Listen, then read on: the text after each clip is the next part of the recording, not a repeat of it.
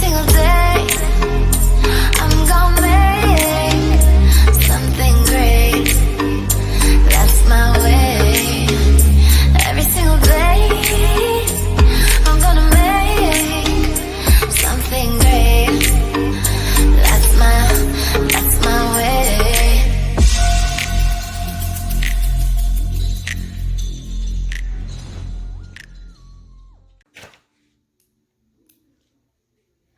Hi ladies, I know it has been a long time since you guys have heard from me, and I would like to apologize for that. I've just had life things going on, have all kinds of other things. Of course, I was moving, finally have gotten settled in here. Everything is done. My master bedroom is done. My kitchen is done. My dining room is done. I finally got my living room furniture delivered about a week and a half ago. So that is in here. That is done. I will have to give you guys a video tour. My guest room still isn't done, and the man cave still is not done. It's almost done, but it will be. I was focusing on where we got to lay our head, and of course where our living space was going to be for right now. So that's been taking up a lot of my time. So I really haven't been able to really sit down and vlog. But like I told you in the last video that I did download about 3 weeks ago now, so I do apologize for that, that I was offered an embryo from Derm. So in this video, I'm kind of going to explain to you why I did not accept that embryo. And I know a lot of people are going to be like, what? You know, you've been wanting this, and you're right. I absolutely have been wanting it. And I feel like, you know, my time is running out because of my age and things like that. However, embryo adoption is not cheap. Even though it's cheaper than IVF, it's not cheap.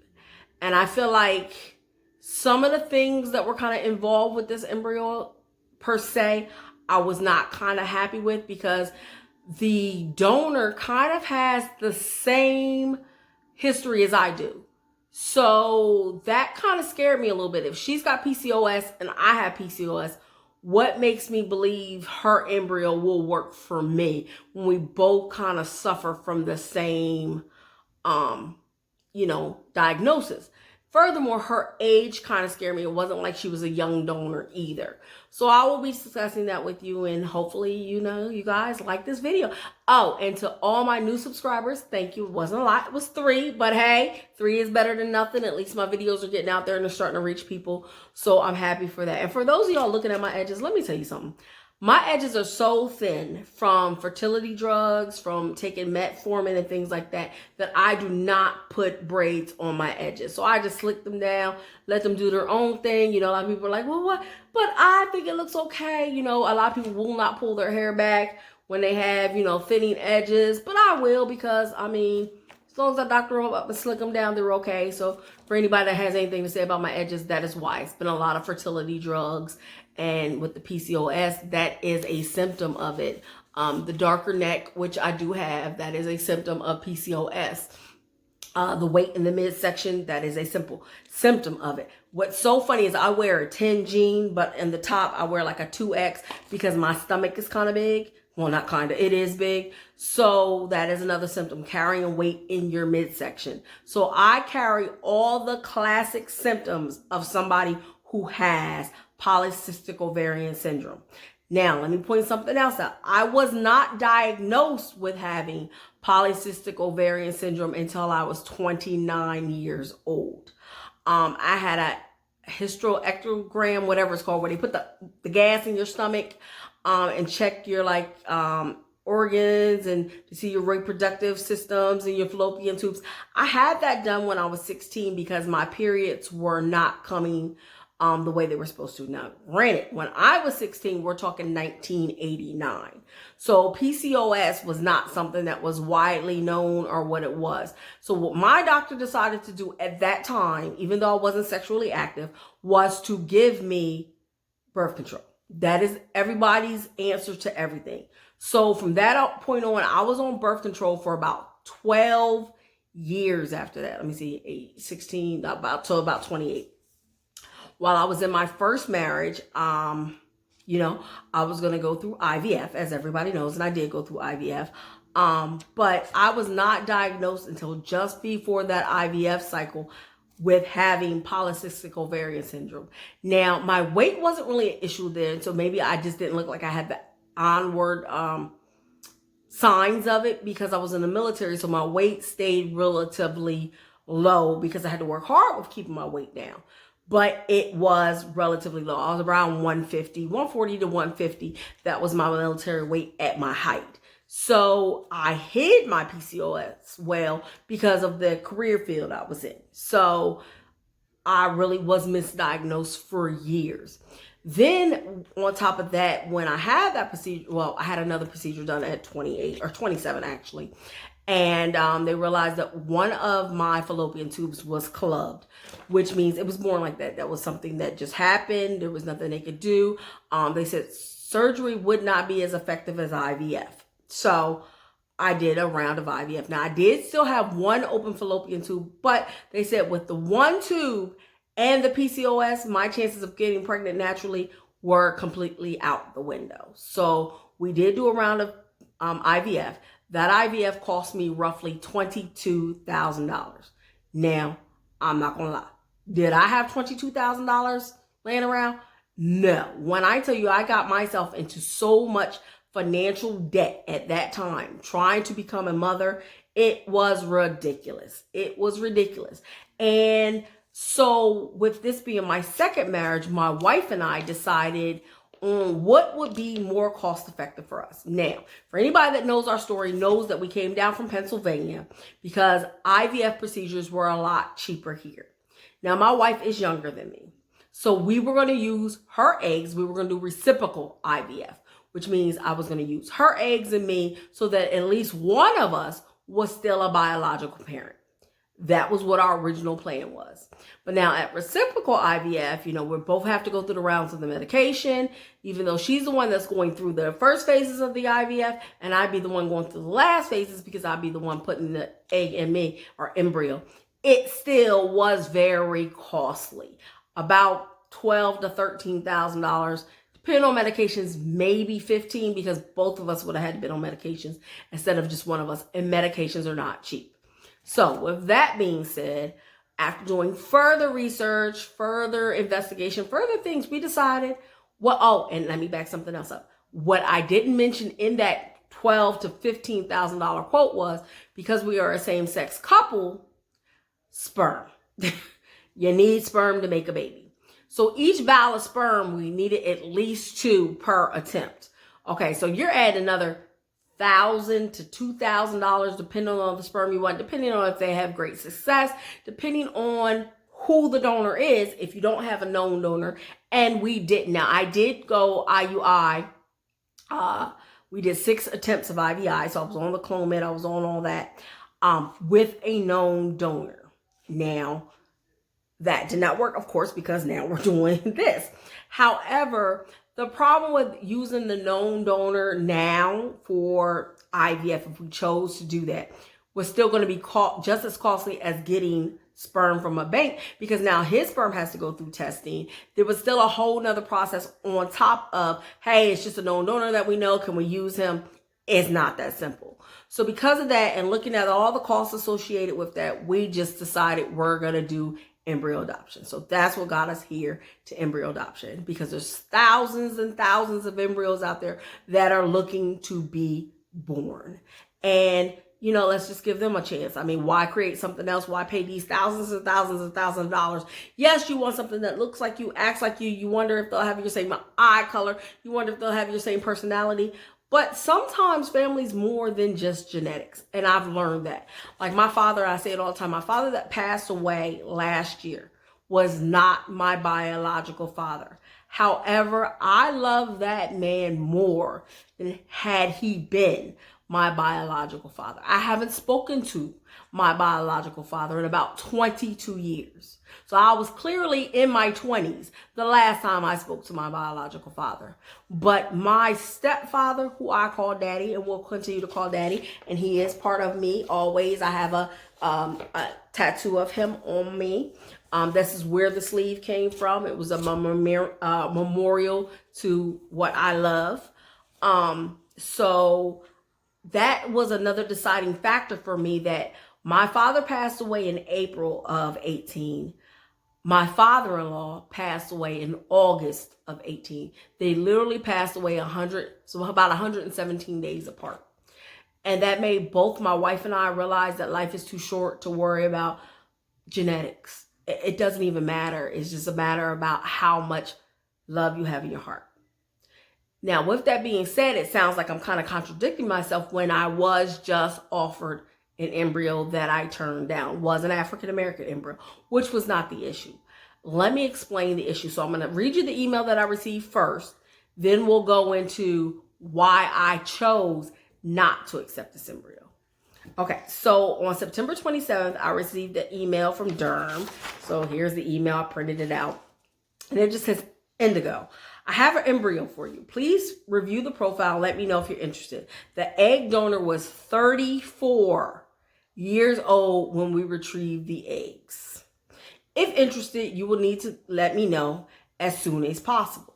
Okay, that's great. Attached, I will give you a checklist to let you know if any questions or concerns you may have. You know who she is, the RN. Okay, so I did receive the message. Attached to the email was, this here, the family donor information. This is the family donor checklist. So I have the male and the female information. Now the female's 5'4". I'm 5'4.5". So I actually like that. Her weight is 212 pounds. Now, mind you, remember I told you I was up there and I was told I need to lose weight, or it would be beneficial for me to lose weight to receive this new embryo. Now, I feel like the female was roughly the same weight I am, and they told me that was going to be a complication. So that was red flag number one. Her BMI was up a little high. Her age was a little high for me receiving this embryo, because now, oh, wait a minute, let's go back. Hold on. It says allergies or anything like that. NA. She's right-handed like me. Brown like me.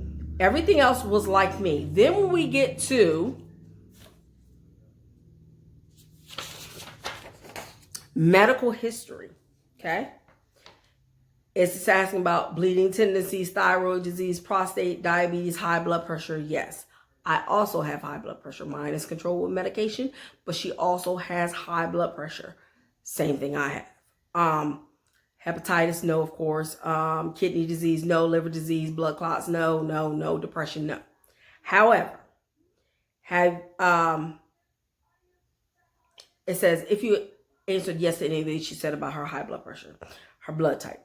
Then it says any other conditions that were not listed on this checklist. I have PCOS. Okay. I too have PCOS. So we're talking one embryo. The mother of the embryo is already 34 years old. She's already overweight. And she has high blood pressure. Now, as you all know, I'm on this weight loss journey because I don't want to give any complications to me or my embryo when I decide to, reciprocate this embryo. So it made me kind of nervous that the embryo that I was offered had the same, or not the embryo say, but the person who is donating. And I'm definitely grateful. Don't get me wrong. I'm grateful that they reached out to me about this embryo. I'm absolutely thrilled. And maybe if she was a little younger, maybe. If she was a little smaller, maybe. But she actually is parallel to me, except for the age. So if you're telling me my eggs won't work, now I get the age thing. So we're taking the age factor out of it. But I have PCOS, I have high blood pressure, and you're telling me, even though I know some clinics will use my eggs up until I'm 50, but it's a slim chance because of the PCOS, because of the other underlying conditions. I feel like I need an embryo that's a little younger, and or not embryo that's younger, but a recipient or a donor that's younger, that doesn't have the same health concerns I do. That sent a major red flag up to me. Now, on top of that, I think what really upset me the most is when I told them I did not want the embryo. It was, well, we don't get them that often, so why are you turning this embryo down? I'm allowed to. Per the contract I signed, I can pick and choose what I want. Well, it's just like a regular adoption. With a regular adoption, you get what's given. No. With a regular adoption, you go through, you decide, yes, I want this one, no, I don't. It's not like foster care where whoever they call you up and you're getting it, that's what you get. If I'm going to invest my money, and yet again, it's my money that I don't have a lot of, that I have been saving up to do this, then I believe that I should have an option. I was made to feel like I was wrong because I did not want this embryo. But I feel like, and this is just my belief, if the donor has the same conditions that I do, and I'm taking this embryo and placing it into me, will it be a successful pregnancy? Because we're already starting off with some negatives. Not only that, I have my own negatives because I have polycystic ovarian syndrome. I have high blood pressure. I have these other things. So am I already taking an embryo that come from that environment to this environment? Will I have a successful pregnancy? I don't know anybody who has about $8,000 to throw away. I don't. Furthermore, there was just one. So it wasn't like you're telling me there's two. We're going to try to put back two because of this. No. There was one. So I'm taking a chance on an older donor with the same medical conditions that I have, and it's my money. Not saying that, my child is not worth my money, but I feel like let me have a fighting chance. I'm 46 years old. I'm not 26. I'm not 36. I'm 46. I want a fighting chance. A fighting chance to me means, and even at 34, I'm fine with that. My wife is in that range. So, and I was going to use her age. Use her embryo. So that's not the issue. But I feel like the issue is she's older. Plus she has the same conditions that I do. So I didn't feel like it would be successful for me. Now that was just my belief. That has nothing to do with anybody else. And these are just my beliefs. So, if anybody has anything negative to say about it, that's fine. I will listen to what you got to say. I'm open to what anybody has to say. But my own personal thoughts on this situation are, and will stand to be, I felt like that would have been a waste of money. I felt like I would have invested all this emotion into it. I would have did this transfer, and I may have got a positive pregnancy test. How long would the pregnancy have lasted? Now, did this donor have a successful IVS? Yes. After 3 attempts. 3. So it was her third IVF attempt where she got pregnant. So this is where the extra embryos came from, which is not an issue, but I don't have 3 embryos. You're offering me 1 embryo to try. What if it takes me 3? So I'm paying $6,000, $6,000, $6,000, but we're not even talking about medication. So let's say $8,000, $8,000, $8,000 till I finally get. So they're $24,000. For that, I could have did 2 attempts of IVF with my wife's eggs. So I'm the type of person, I'm going to look at the bigger picture. Not just that I want to be a mother, because I do. I want to be a mother. However, I also have to look at my finances, what's going to be the best decision for my wife and I. We've already transferred from up north down south to make a more sound investment for our future. And really at the end of the day, we're giving up buying a home. Like this money that we're using right now was our home. So we're giving up buying a home, continuing to pay somebody else's rent. We're continuing to do things like that to make this dream come true. But how many times are we going to do it for it to come true? Not saying anything about anybody who, hey, I would have jumped on that egg. Great if you're not in the same boat as me, but you have to look at my situation. I'm 46. I turned 46 in July. And I want a fighting chance to be a mother. I've never been a mother. I want to be a mother. I've had, so much going on. And I'm just looking for my miracle. And that could have been my miracle embryo. But if it didn't sit right with me and what me and my wife decided, then it just wasn't for us. So that is why we decided not, yes, again, not to accept that embryo. Now, for those of y'all who are out there like, well, I would have took that embryo. I've been looking for an African-American embryo. So have I. So have I. But you'll still have to look at the science behind it. You still have to look at, will it be compatible for you? Just as because it's your race does not mean it's for you. Because guess what? We're not in a race. We're not. I'm not in a race to the finish line because I'm going to get there eventually. I'm going to get there. And I'm giving hope every day when I look at the media. Janet Jackson, yeah, she's got good money, but of course we all know it was IVF that made it happen. You know, she was 50 years old when she delivered her son. Am I in good health? Yes. My uterus in great health? Yes. When I had all my testing done, they were like, wow, your body's in great shape. You can really carry. So as long as all those factors add up, now, will I be 50 years old still trying to attempt this? Probably not. I'm giving myself a 2-year window. That's it. 48 is my max. That's it. So yes, I am on a time scale. However, the clinic that's in Delaware that I was telling you ladies about before, they do have African-American embryos and biracial embryos. So I probably will be using them because like I told you before on my other blog, for $7,200, you get 2 embryos. So that's not including medication. We all know that, but that includes everything else. So you're getting a chance to try it twice for $7,200. So if the first attempt doesn't work, you can turn around the next cycle, do it again. If that attempt doesn't work, then they're only going to charge you an additional $2,600 to get 2 more embryos. So basically you're telling me for what? $7,200 plus 26. So that's what? $9,800, less than $10,000. I'm going to have 4 chances. 4 chances at being a mother.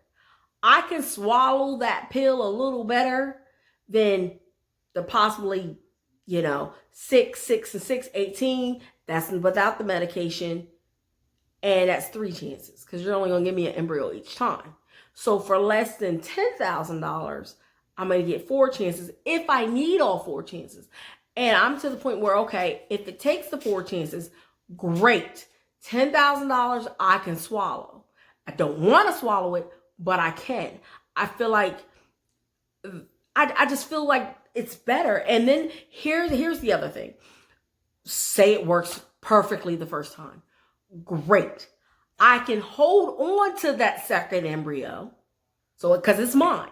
So if it works the first time, I can hold on to that second embryo. Pay the storage on that second embryo. And then another year or 2 later, when I'm ready to do it again, it's there. So then basically my child will have a sibling. So it may not be genetically connected to me. It may not be genetically connected to my wife. However, it will have a genetic sibling.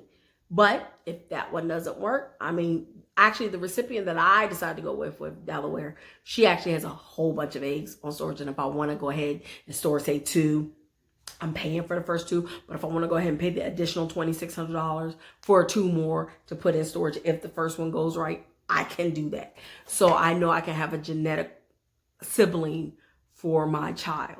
Just in case, you never know what happens. You might need a genetic sibling for, if anything medical that happens. So that was just my thought process on it. So I kind of, I like Durham. I like that it's really close. I like that it's great. And it's crazy because the one that's in Delaware is literally an hour and 15 minutes from where I lived in Pennsylvania. So I literally came down here because the cost of living was cheaper and the IVF was going to be cheaper. But the clinic were probably 99.9% going to go with is up that way. But like I said, I feel like for the money, for my investment, for everything, it's a better investment for us. I just look at the numbers. It's a numbers game. All of it's a numbers game.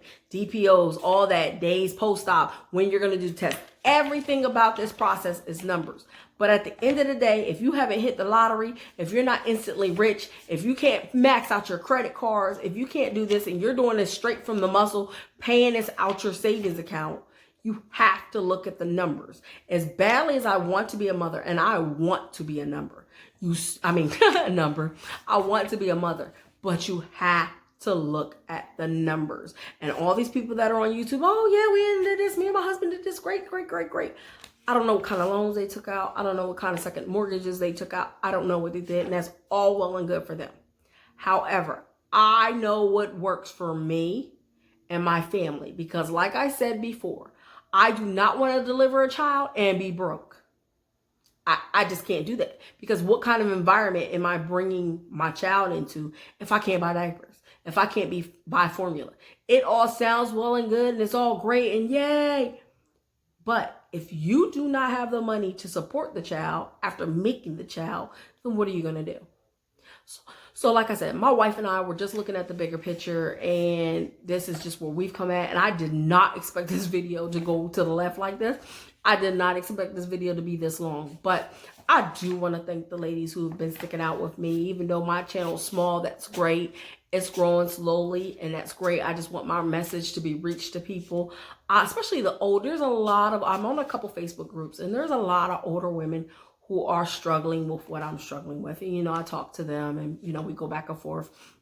And I try to tell them, you know, keep their heads up. You know, whatever's God's plan is for us, that's what it's going to be, you know, whatever.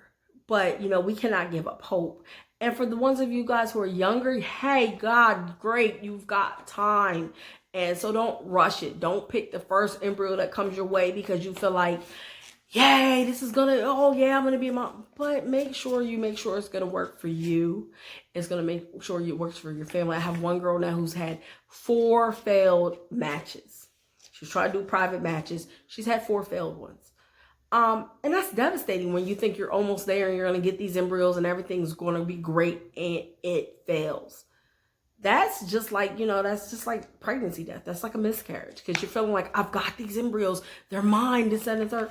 Or the other girl that, you know, I know about who, you know, she transferred her donor embryos locally to her, and none of them survived the thaw. So these are things that you have to think about. Even though you're being given these embryos and things like that, you have to look at the bigger picture. As much as you want to be a mother, you want to give birth to a healthy baby. You want to be healthy. You've got to be healthy for, you know, bringing this child into the world, you know. And I am wishing baby dust to everybody. I hope we can go through this journey together. I hope we can all cross this finish line with our bundles of joy, and we can send pictures back and forth and be like, this is what's going on. I am ready to be fat and lazy. I'm ready to be pregnant. That's what I'm ready for. Like, let me just be honest. This has been a 20-year journey for me. 20. You know, I didn't just start this journey 2 years ago, 3 years ago, 4 years ago. This has been a 20-year journey for me. I am not a mother. I've always wanted to be a mother. If you would talk to my mom, she would say that's all that girl talked about. She wanted to be a mom. And to know that I can't just lay down at night and make a baby. Never could. That is like a hard pill to swallow for a lot of people.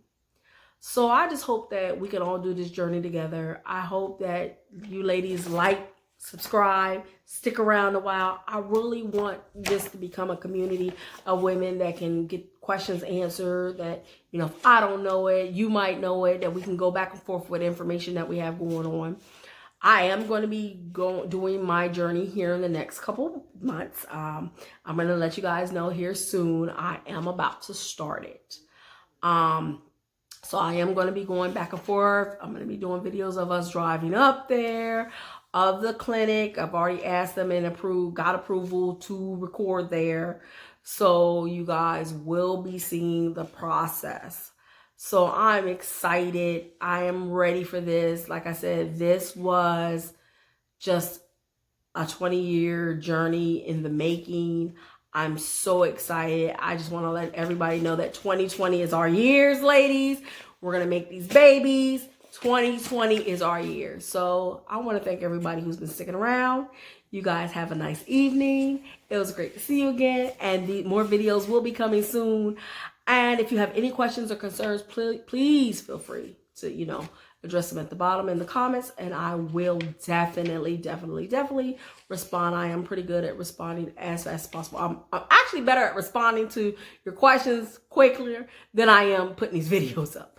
But once again, you ladies have a good evening. It was great talking to you guys again. If you don't understand, it's actually really cleansing to sit down and have somebody to talk to, even though several of you guys, but sometimes you just need somebody to talk to. And just sitting here talking to this camera, talking to you guys, it takes a lot of burden off my shoulders because I feel like I have other people who are going through this journey with me. So I hope we can ride this out together. You ladies have a good night. It was great talking to you again. Good night.